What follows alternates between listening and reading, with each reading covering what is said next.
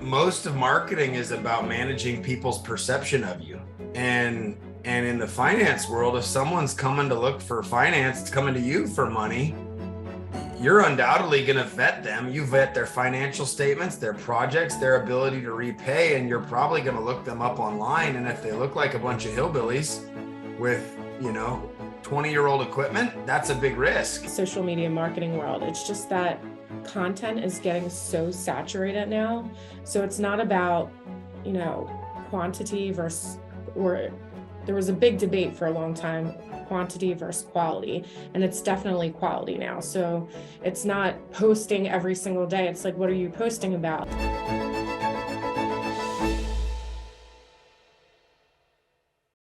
Welcome, everybody. This is the latest episode of the Construction MF'ers. I'm excited today to bring you two special guests, friends of mine, folks I've talked to many, many times, have helped me along the way, and I've seen influence and help a lot of people in our network. Marketing is the topic today, and why you should be marketing your construction business, how it differentiates you, how it can make you look special, how it can make you look exactly the way you want it to look, but also more importantly, how it can help you be who you are and let other people see that, fill that void. Instead of getting labeled with the stigmas that we don't deserve in construction, you might as well go ahead and market yourself. So the two folks that I thought would be best to talk about this here are Stacey Holsinger. She's with Steel Toe Communications, and Seth Fargher, who's here on the computer with us with Heightened Creative. Welcome, guys, and thanks for joining us. Thanks for having us. Yeah, glad to be here. Well, you both have attended trade shows recently that are very much around marketing and different paths. And so I'm going to dive right into it and start with you, Stacey. You just went to the Social Media Marketing World Conference, one that you told me is excellent and you loved a lot. And we actually scheduled this to make sure you went there first before you came back. So tell us a little bit about it. What did you learn? And if you don't mind, I meant to back up. Tell us about yourself first and Steel Toe, and then let's dive into that. So I own Steel Toe Communications. I'm a marketing consulting agency that strictly works with the commercial contractors, anywhere from websites, copywriting, blogging, articles, email campaigns, logos, branding, messaging. So I went to Social Media Marketing World a couple weeks ago, mid-March. Out in San Diego. I try to attend every year for the past 5 years. It's been excellent. Definitely a competitive advantage for any marketer in the contracting world because there's not many of us that attend. One of the reasons why I like going, because I get to learn about social media across all other industries. So some of the trends that I've seen this year, Facebook's still the number one leading marketing platform, social media platform. Unfortunately, it's not my favorite, but it is. And what they're saying now is they're trying to keep up with the competition, meaning TikTok Reels and Instagram Reels and short-term video. So a competitive advantage there would be to start investing in Reels on Facebook, because they're going to give you a lot of reach and reward you there. So that was for Facebook. Twitter has been declining over the past 5 years for various security reasons. And mostly I recommend not being on Twitter if you're a contractor, because they spend most time talking about politics, news, and sports. So if you're a small business contractor and you have limited resources, it's best to invest your time in video marketing or Facebook or LinkedIn. LinkedIn is still the best business-to-business platform for decision-making. And Instagram, there is a huge opportunity for recruiting. You're going to see a lot of skilled trades professionals spending their time on Instagram and seeing a lot of influencers, whether it's plumbers, HVAC techs, masons, all of that. They have a huge following. And if you're a plumber on Instagram and you have a large following, obviously a lot of other plumbers are also following them for tips and tricks. So getting your HR team or recruitment team involved on Instagram for skilled trades would be something that I would definitely recommend. Wow. I wouldn't have thought that. In Twitter declining, I mean, I think I could see that for construction. And certainly there is a focus there on sports and politics. And I mean, I don't see much construction on there, right? Mm-hmm. But what I thought was interesting was Facebook, I guess, and I guess that captures a lot of the residential market too. And there's no way to kind of Yeah. bifurcate commercial and residential. But I would wonder, and I guess maybe this is just a question for you, is if your business focuses primarily on commercial, does Facebook still apply? According to social media marketing world, yes. Facebook's still the #1 platform. They do have the best ways to advertise, and a lot of the bigger construction companies utilize Facebook advertising there because you can really narrow down your demographics, and it outbeats any advertising when it comes to like LinkedIn. There's just better not content, but better demographics, and you can reach people a little bit easier. So to that end, on Facebook, I will argue with people that'll say our audience, if they're business to business, like I've got a commercial roofing client, like our audience isn't on Facebook. And my response is, well, they are on Facebook. Their leaders just happen to be on there looking at pictures of their grandkids or other things, but they are there. In his mind, they're just not on there to do business, which is fine. The internet and Facebook knows that they're in the roofing space. And so if you run targeted ads or post things about commercial roofing, then you're inclined to get your content seen by those people. So they are on Facebook. It's the #1 social media platform used by more people in the world. There just may not be there for business to drum up business purposes like they are on LinkedIn or other ones. But they are there, therefore you have the ability, and Facebook knows what they're interested in. So you have the ability to dangle your content in front of them and capture their attention. It's amazing. I still am like flabbergasted by the amount of information that all the platforms, but Facebook in particular, understands about you and how you can literally target them specifically, even when they're just on there looking at their grandkids. And so your point to your roofing contractor is exactly right. And Seth, why don't you take a second, just tell us a little bit about yourself and Heightened Creative real quick. Yeah, so I too work in the construction space. I'm coming up on 8 years of doing kind of a marketing agency. I started out doing kind of the full deal websites and branding and graphic design and photo and video. In about 4 years, I shifted mostly to the construction space. I have kind of like a parallel brand, Construction Video Pros. Really, I love content and creation and that kind of thing. And so telling companies stories through video and photography, and then with that, incorporating the web design component. So I would say the majority of what I do is build out website packages where I will shoot content and photos and everything for companies, because Stacey and I work with people that are finally coming around to finally believing like, hey, we need to have a website, or we need to clean up our image. That's great. Where do we start? And somewhere along the lines, when they realize the process and it takes content and photos, they're like, oh, geez, what do I do? And so my shtick is to offer a service where I will physically go out to their job sites and shoot all the content so they don't have to. And it's really served me well, because they have a million things going on and they're finally dipping their toe in the water. Like, we need to do this. But when they're like, I gotta think about what I need to have on my website. I need to come up with copy and content and gather photos. Like they get panic and fear. And I've talked to a ton of companies that have been like, I paid a guy 10 years ago and he's just waiting on me to send him the content. And that's why I do what I do. And I love that. I was at 3 different jobs day before yesterday. The week before, I had like 8 different job sites for various companies. And I enjoy being on job sites or down in a trench box and shooting the content, but I also get a much better pulse on that company. And I talk to their people. 2 days ago, I met 2 young guys that have been in the trades. They left high school and went into construction, and they're loving it. And they're foremen on different jobs. And so I can weave their stories into the content that I build for that company, and I get to meet some of the personalities in the process. And so it's really cool. About me, I live in North Carolina. I have a wife and 4 kids, and life is very full. But it's very fun at the same time. Or young kids too. Or young kids. My son reaps the rewards of a dad in construction. He has been to asphalt plants. and many job sites, and people's eyes light up when this little 5-year-old comes walking out with a hard hat and a vest, and I think he brings as much joy to their days as they do to his, and it's super fun. That's cool. Well, a couple of things I want to talk to you guys about. You touched on it, building out for a website. And websites is, you feel like sometimes when they first came out, everyone kind of needed one. It's how we find each other, etc. But a website can be a very powerful tool for construction. And I've come to find that a lot more contractors are focused on that now than used to be. I still don't think there's a lot, but there's a lot more.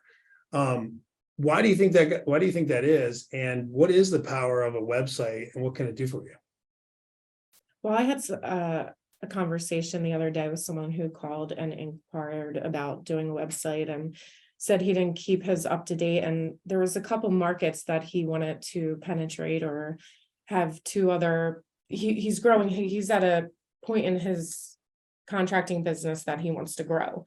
So he just feels like his content's so out of date. And when he does talk to somebody, he wants to be able to provide a link to say, these are the type of projects we worked on, the markets we worked on, and the size of the projects and our capabilities, that kind of thing.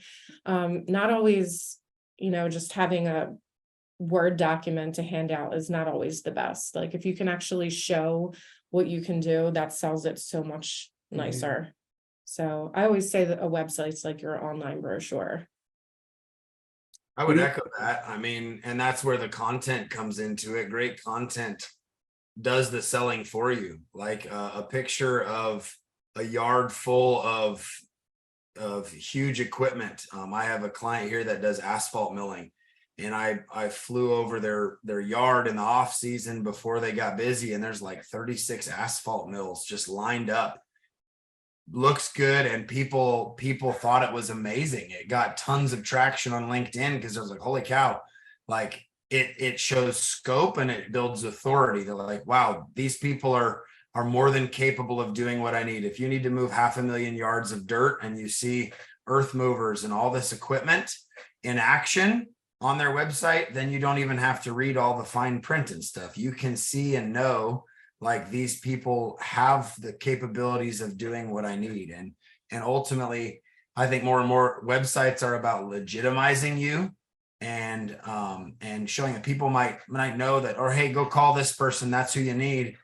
And they look you up online to vet you, and you want everything that they see to up their impression of you in their mind, so that by the time they pick up the phone to call or send an email, it's like, man, these people look great. Loved everything I saw. I love the testimonials that I read. I love the content. Like, all we got to do is talk pricing, but I'm sold. I want these people to do it. And that plays into other people's factors. Yeah. I think in construction, people have had enough bad experiences by hiring the cheap guy. The smart people know that cheaper is not always the way to go. And those companies that invest in their image and good marketing can get better or higher paying jobs because they've done good work. And there's a low bid win situation and stuff, but in a lot of work, the smart companies know, like, well, we're not going to just take the cheapest one because we know that comes back to bite us in the long run. And not going to say that a well-marketed or branded company can name their own price, but you can certainly get away with, you have a better value proposition. Man, we love everything about you, but you're just kind of high. Well, hey, here's the reasons why these companies choose us.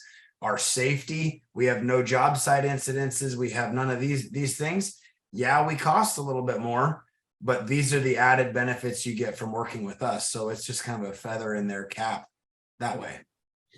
I have this theory, and I talk about all the time, that performance is the most important thing on any construction project, from the owner developer to the bank to the general contractor to every sub and trade. Performing is the key to the success. And so it's really not a theory because it's true. But yet more focus is spent on price and cost that it almost makes it impossible. And well, how that comes into a website is, if you're a general contractor or you're trying to appeal to a general contractor as a sub, that GC or owner developer is looking at you. They want to envision this project that they've been spent so much time planning and theorizing, and now they're about to execute it, and they know what it's supposed to look like. If they can go to your website and see that project in action, in video, done, not the actual project, but what you've done in the past, this beautiful wall, this beautiful project. Oh, they were on that. Okay, good. I'm not taking the maiden voyage with this person or hoping they know what I mean. They know what a quality product delivered is. They've worked on it. There's Right. several pictures, and here it is. You don't have to tell them why you're so great anymore, Right. because you can Just just show it. show it. Right.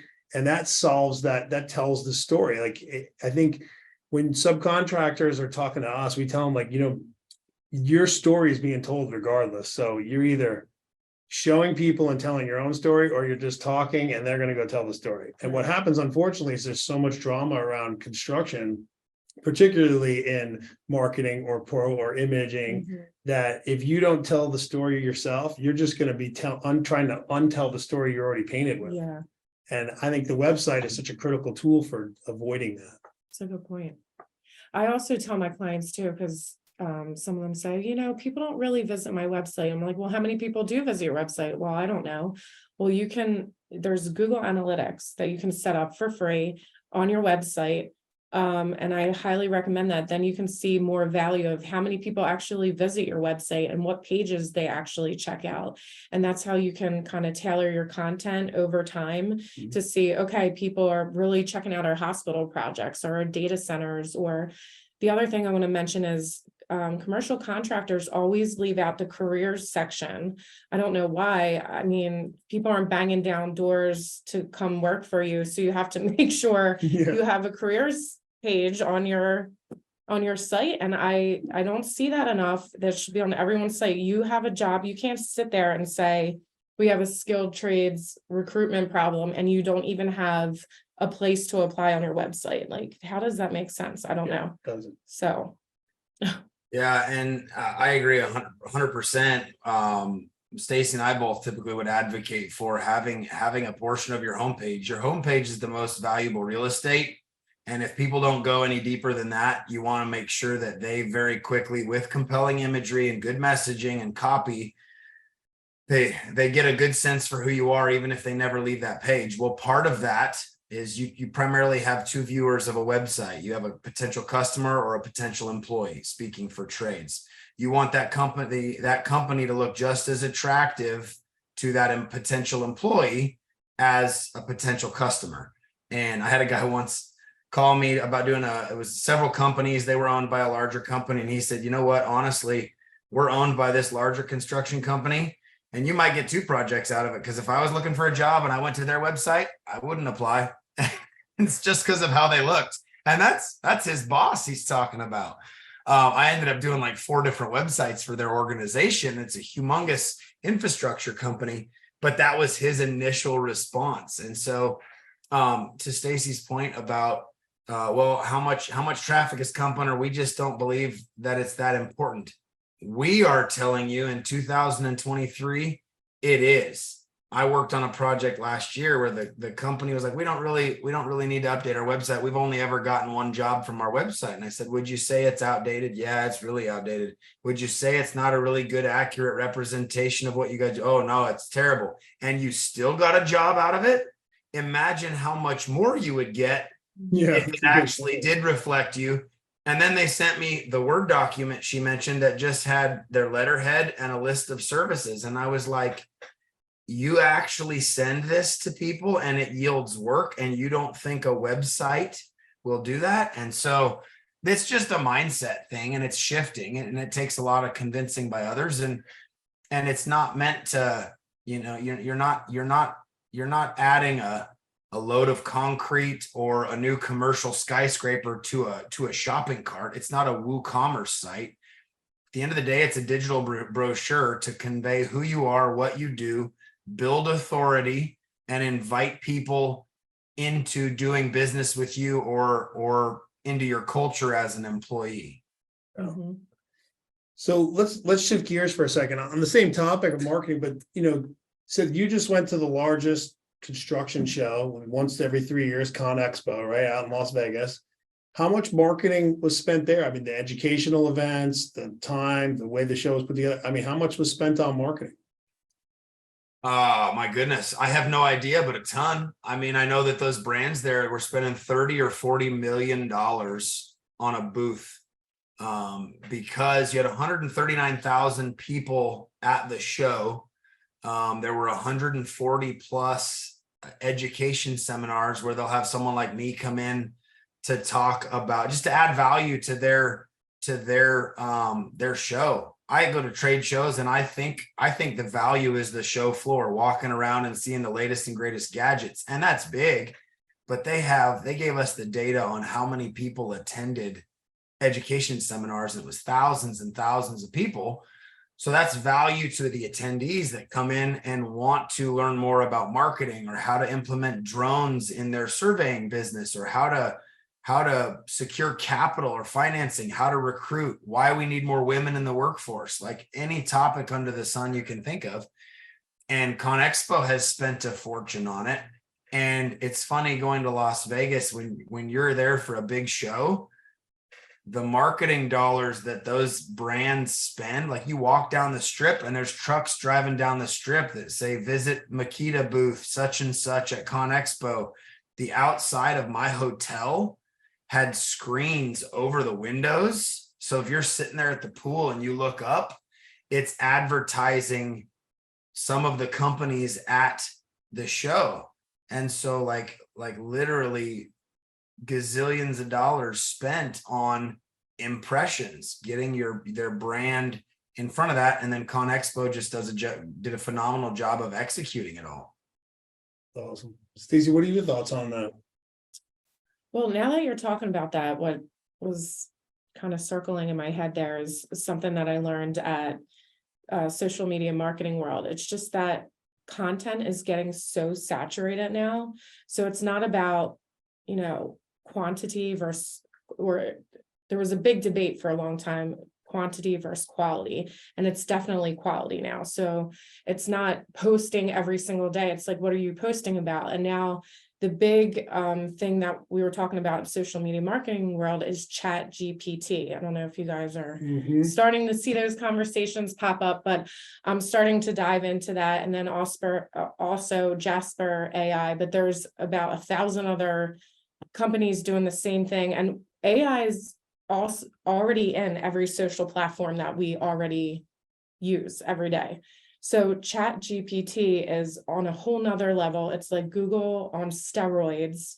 It's going to definitely influence commercial contracting and how you set up templates and your resumes, how you bid and present yourself, if you do blogs or website content, anything like that. It's machine learning, anything from sending out emails quicker.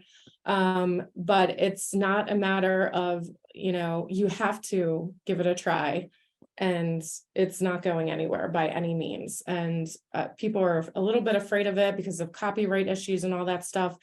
But the way, as it was explained to me, is you have to learn the prompts. As specific as you get with the prompts, the better content it shoots out. And this is content within like 30 seconds. Have you used it? Yeah, I've seen it. I haven't used it to write anything. I was actually, a friend of mine in an entirely different business and industry was telling me about it. And he showed me some of the stuff it created that was actually really specific. He has a Catholic charity that he runs, and it was specific to a Catholic charity. And it even sounded like him, and it pulls from all of his other information that he's put out. And so it actually kind of scared me. And then I started reading more about it, and I've heard a lot of people talk about it now. But I am familiar with it. It is very powerful. Yeah. It actually more scares me for society than it does anything else. I'm actually not a fan of it, not because of what it's capable of doing, but because what I'm afraid of what it's capable of doing. Yeah. It's well, I know you're not going to want to hear this because you just wrote a book, but I just listened to a podcast about them talking about Chat GPT and how they did it. And they had a challenge, and they wrote a book, like 12 to 14 people wrote a book in 7 days, got an editor still, because when you do use it, you definitely need an editor. Otherwise it's just gonna, like I said, it's all about the prompts. If you just put some basic information down, like, please write a blog for me on 10 top reasons HVAC apprentices should join the industry, it's going to tell you 10 boring reasons. But if you're way more specific, like 10 reasons males ages 18 to 21 should join an HVAC apprenticeship program in DC, then it'll explain things a little bit better. So that's kind of how you have to use it. But apparently you can write a book in 7 days and get it published. Easily. No, But- it's impressive. You could do it, it will absolutely do that. And it'll be a good book too. Yeah. Well, this one, they said it's like 150 pages. So it's not like this huge elaborate book by any means. But yeah, it's scary. But for marketers, they say you're either going to be out of a job for not using it, because the marketers that do use that, they're going to excel their career so much faster and better and everything like that. So it's something that I'm definitely looking into experimenting with. Like today, we're doing a panel event with Washington Building Congress, and they literally asked me for a title for event. So I'm like, I'm going to go and chat GPT. So I said title for event for in-person and online networking. And it said, click and connect 2023 tips for online and offline contractors. And I was like, bam, that's awesome. And just sent it to him right away. And I'm like, instead of me thinking, oh my God, what is this title going to be? And wasting like 5-10 minutes, 30 seconds. Yeah. So there's some stuff that you can definitely take advantage of. Yeah, the power of it and the speed and efficiency of it is yeah, I mean, look, it's really impressive. Again, my thing is what happens with artificial intelligence and where does it stop? Yeah. You know, when does it stop? That's my sentiment. Stacey and I have this debate. I'm not a fan of AI. There was a tragic accident on the interstate out here about 2 weeks ago, and someone was killed. And I Googled it just to see what was going on, and I found an AI generated video that basically pulled random information from the internet and was out there as a published event saying exactly what happened, and this guy died and all this stuff. And it was 100% a computer that pulled that together. And we think fake news is bad now. Wait till you've got computers out there scanning headlines and pulling stuff and just generating content because it wants to churn stuff out. Like imagine the next election when you've got AI computers competing and people feeding it this stuff, and they can post something, scan it, pull it together, and pump it back out to social media and news websites where other people hit share, and there's no accountability to it. That's the part that scares me. Well, think about it like this. How do we know that they don't already have it? My personal opinion is likely have. We're just getting wise to it because social media broadcasts these things. You can't hide That's things. true. So my personal opinion is I think Chat GPT has been used pretty heavily already, probably for a long time. And us civilians are just late to the game figuring it out. They said it took them 2 years to develop, but it's only been public for the past 3 months or so, and people have been using it. So I did want to say, so if you experiment with Chat GPT, they give you like 10 to 15, I think they raised it, times a day where you can experiment with it. And they also have an image generator. And then Jasper AI, they only give you a 5-day trial. I haven't experimented with that, so I can't talk too much on it, but I heard good things. But I think it's kind of neat with the Chat GPT. I think they're experimenting with how we're using it to try to make it better. But we shall see. But there's things like a lot of my contractor clients, they just struggle with writing. They're not writers. That's why they hire me. But if they get asked for things like, I need a testimonial, can you help me write a testimonial? Well, Chat GPT would be a great tool for you to use to help you write a testimonial. You can type in like HVAC tech helped me with a pipe leak the other day, and it will give you a baseline, and then you just tweak the story to fit the truth.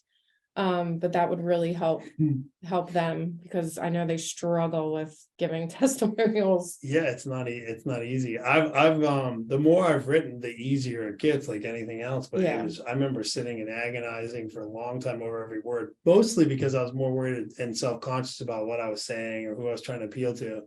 It wasn't until I just I don't want to say I stopped caring, but I just said, you know, I'm just going to write what I think and let it go from there, and just realize that some people are going to like it and some are, and Yeah. I'll just worry about the ones that do, right? So try to be nice to everybody, but I'm just going to focus on the ones that actually like it.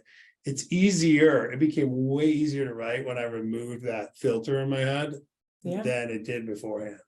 I think a lot of people have that fear. They want to post on social so bad, but they're afraid of people not liking them or them saying the wrong thing. And you just have to mentally prepare yourself that not everyone's going to like you. I mean, that's the way it is. It's the way it is. So you might as well just give it a go. And I mean, I do the morning huddle, and God, that is nerve-wracking all the time, but we haven't had any trolls yet. So I feel like we haven't made it yet if we don't have any trolls. But you know, when I'll come troll you guys. Yeah, you just have to kind of give it a go. You have gotta to give it a go. mentally prepare yourself and just go on. And just do it with the intent that you're going to provide value to everyone else, not market yourself. Yes, definitely. Yeah, just figure out what the biggest problems are, talk about them, and this, more importantly, talk about the solutions. And if you can help people avoid problems with good solutions that they can learn from you, that's an invaluable lesson. People are going to come back for more, and then they're going to build trust and rapport with you in the process. So that's the best thing to do. To that end, that was one of the key components I talked about when I talked about social media at ConExpo, is using it to build know, like, and trust. People want to do business with people they know, they like, and they trust.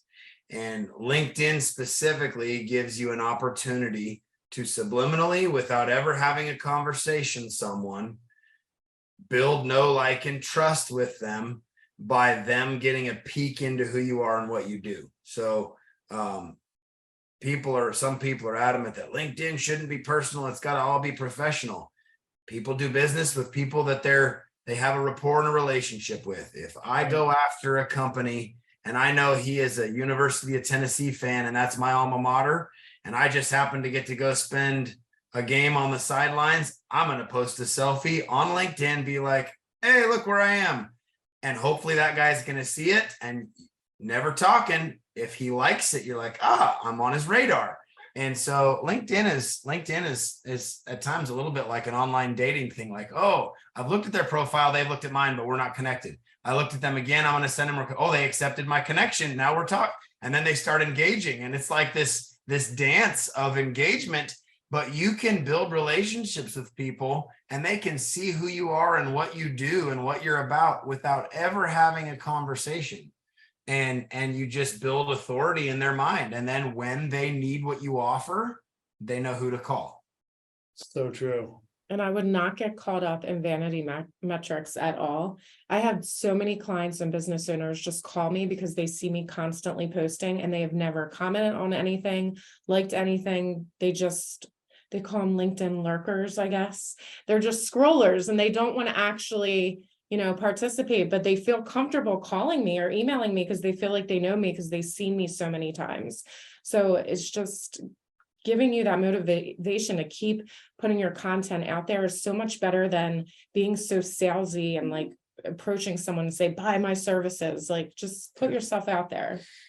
Yeah. And for all, again, one of the things I would avoid is paying for these services where you just spam people's DMs nonstop. I mean, I can tell you, it drives me insane. I would never. Does that work?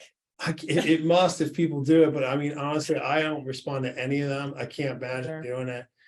Maybe you don't need to do one personal message to everybody all the time. I mean, you could be there forever. Maybe there's a way to craft it, but the obvious, clearly obvious, I looked at your portfolio or your profile and blah, blah, blah, blah, blah, blah, Same right? story. It's just so old and tired. I don't know if anyone actually does it, but to your point, a lot of people do it. So maybe it does work, but I just think it's so disingenuous that, you got to just deliver a great product, and you should show that with video, put it on your website, talk about it, put it on your LinkedIn, and just solve other people's problems and show them how well you just show your work, not necessarily tell everybody how great you are. Just show your work and your team and your people, and let people like bond with you to see, that's a company I want to affiliate with. That's a company I want to work with. Or, hey, I know they can build this project because I've seen them do it for the last 2 or 3 years on numerous other projects. That's such a greater help. The other thing I would add in this whole world too is don't expect an immediate return. Just Mhm. go into it with like, I'm going to do this for the next 3 or 4 years and see how it turns out then. Yeah. Make your tweaks, make your adjustments, but you want to build a long-standing portfolio of what you are with depth and Mhm. breadth of information and content about you and your team, and let people evolve to that. Don't. Yeah, I can't agree with that more. Yeah. I think people put so much pressure on marketing, like it's sales, and they're totally two different things. Marketing is a long-term game, and people give up way too quickly. They'll say, we tried LinkedIn for 2 months and nobody called us. Well, I mean, I just had a guy on my podcast the other day. He said it took him 10 years to get to where he is with 40,000 followers, and he never has to chase down a lead, that kind of thing. It takes time and consistency. And like, you had so much growth on LinkedIn, that took you a Yeah. while too. I mean, when It's- I first started in early 2020, which I was basically Autumn pushed me into it and said, hey, you've got to do this. And I just kind of took off my pride and said, okay, I guess I'll do it. We start talking. I just would black out and pretend I was talking to nothing, and just talk. But yeah, I had 500 subscribers that were med device salespeople that I was on, and I never went there. And, it just takes time. Now I don't even know, maybe I have 7,000 or so subscribers. It was probably 4,000 of them have been in the last year. And the previous 3 years took to get to 3,000, and it was Yeah. a slow go. Some months there's a lot and other months there's not, but what, Yeah. it's like the concentrated interactive followers are the best ones. The numbers really don't matter. If you have 7,000 followers and 6,900 of them are pretty engaged, that's really good. If you have Yeah. 15,000 followers and 6,900 of them are engaged, who cares? You still have the same engaged followers really at the Yeah. end of the day. So I think you just keep it slow and go. And I have people call us here. They say, Scott, I've watched you forever. And they just start talking. You can tell they've listened because they've been paying attention, but they might have been paying attention for 2 or 3 years before they ever called or had a project where they could use us, or they grew from whatever size business they were over the last 2 years to a much bigger business. And now they're taking on a bigger project, and then they need funding, and they want to know if they're a good fit now at this point. But let me tell you what I did with all this information that you told us about. I went to that person, I talked to that person, and this, that, and the other. They called other people that we've had on this show Mhm. that were clients. I never knew that, but it all comes together Yeah, at one point it's later. so It's really weird. cool. It's just a cool way to do it. But you got to think long term. That's Yeah. a great perspective to have. Mhm. And you'll be a lot happier going into the marketing world. Yeah, you won't feel so pressured too. Put Yeah. all this pressure on yourself to accomplish results right away, but they will come because it's came for all three of us Mhm. over the years. And you'll see if you really give, especially LinkedIn, a good go and connect with people and attend and listen to what they have to say. There is a community that we're all part of in this little commercial contracting world. So, and it's becoming smaller and smaller, but a little bit bigger. Yeah. Let's look, Oh, there's one other key important thing that we haven't all talked about. I know, I'm curious to get you guys' opinion. You've got to have a great product or service, and you have to do what you say you're going to do, Yeah. or you are dead on arrival. Like, you get out there and say all these things, and then someone picks up the phone and calls your office, and the whole experience that they actually go down is Yeah, completely different than what you portrayed. You are dead, like completely shot down. So Yeah, is it how good? can you recover from that? Yeah, I mean, be don't know. who you are. That's just another good reason to go slow. Just be who you Yeah. are. You don't need to just make the phone ring off the hook, because if you're not ready for the phone to ring off the hook, and your quality or your product or your service diminishes, Yeah, you've wasted all of your effort on it, because you'll never get that client again. And those clients they're on social media, they're gonna talk good and bad, but they all talk, and it doesn't necessarily have to be in a public forum, and they might not necessarily be trolling you and negative out loud there, but when they talk around, people will be like, oh, I almost always have someone call here and say, oh, I've talked to, and they'll name 3 or 4 people, some I know, some I don't, that they spoke to prior to ever reaching out or even directly.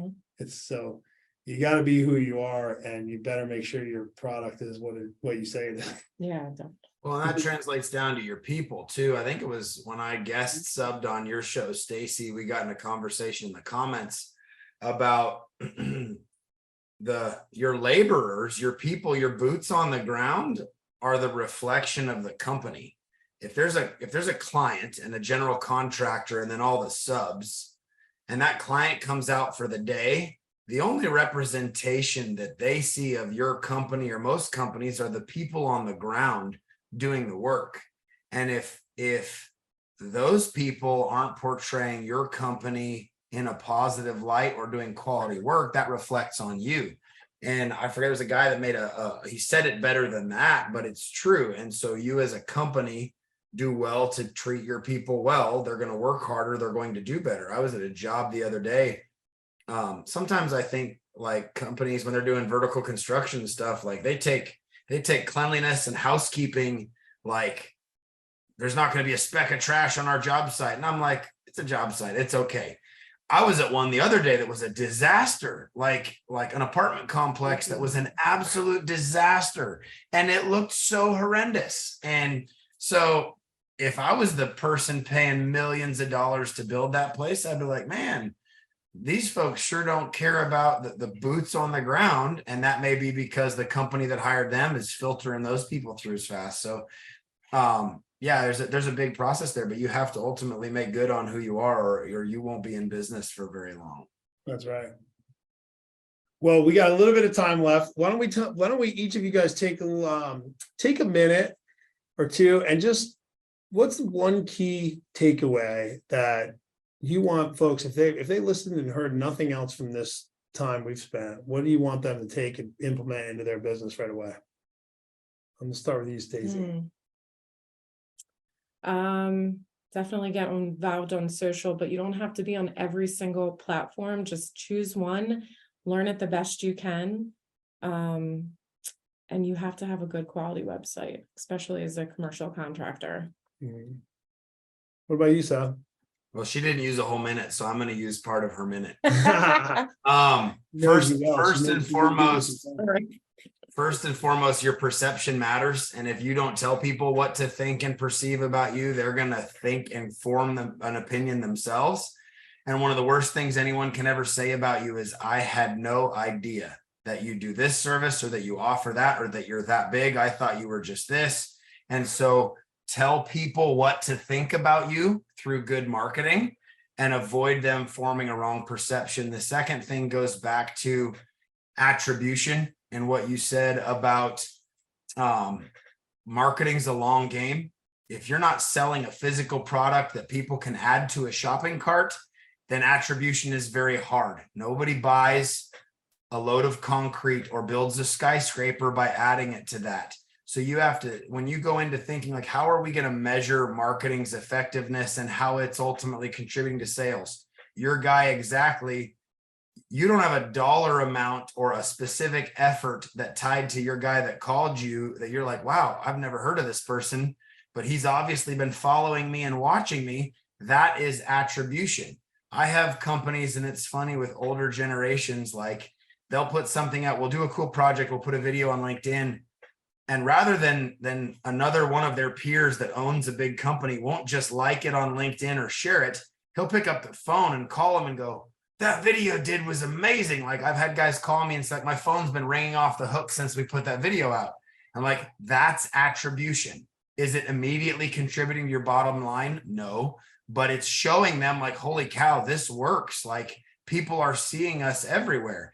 And so I encourage companies. I worked with a company once as a big ready-mix concrete supplier that hired a digital marketing agency to write blogs and do SEO and do all these things and get traffic to their website. And they probably got traffic to their website, but traffic to a ready-mix concrete company's website doesn't sell necessarily, because general consumers or somebody Googling like how to build a concrete patio or driveway isn't going to pick up the phone and order a load of concrete.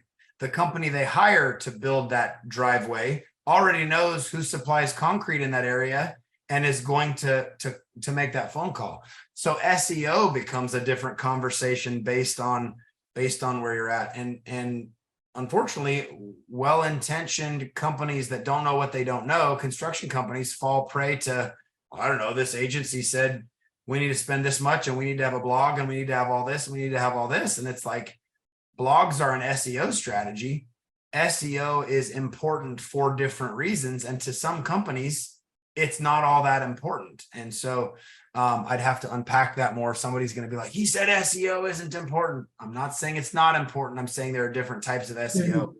But I hate seeing companies spend, $40, $50, $60,000 on a website and they get a shell. And it's like, man, and then they're paying like $500, $1,000 monthly on a recurring basis because some hotshot agency said this is what you need to do. And it's like, you need a digital brochure that shows who you are and what you do really well, and that's it. So, yeah, the one takeaway I would add into you guys, what you said is make sure that some of your marketing dollars are spent on nailing your product or service, so that when you do invest the marketing time, energy, and dollars, you can deliver on the outcome and the experience that you're trying to portray to your customers. There'd be nothing worse than having this amazing video of this building And no one knows about it. and no one knows about it, but all of a sudden you have this great video and you did do that building, but you spent no time and energy on your team or your employees, and the team and employees that built that building aren't even at your company anymore.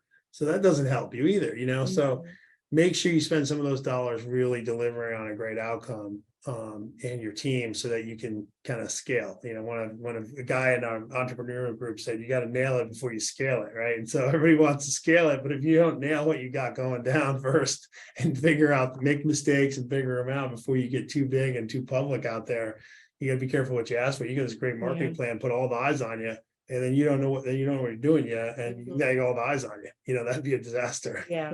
Yep. So, well, you guys have been awesome. Is there anything we left out that you want to add before we go? I better not start because we'll talk for a while. There's always Stacey knows this. Yeah. We'll have to No, bring we're you good. guys back for episode 2, and why don't we commit to doing this again, and we'll fine tune a couple tactics on these things.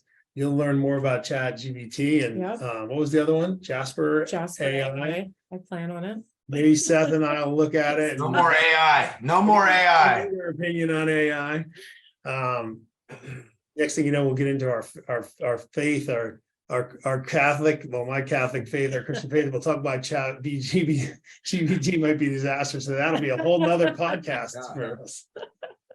But thank you all. I hope this video was very helpful. I really appreciate both of you guys coming, Stacey and Seth. Thank you guys so much, folks. Please follow Seth, follow Stacey. They're both on LinkedIn. Do you guys want to let everybody know where to follow you guys and catch up?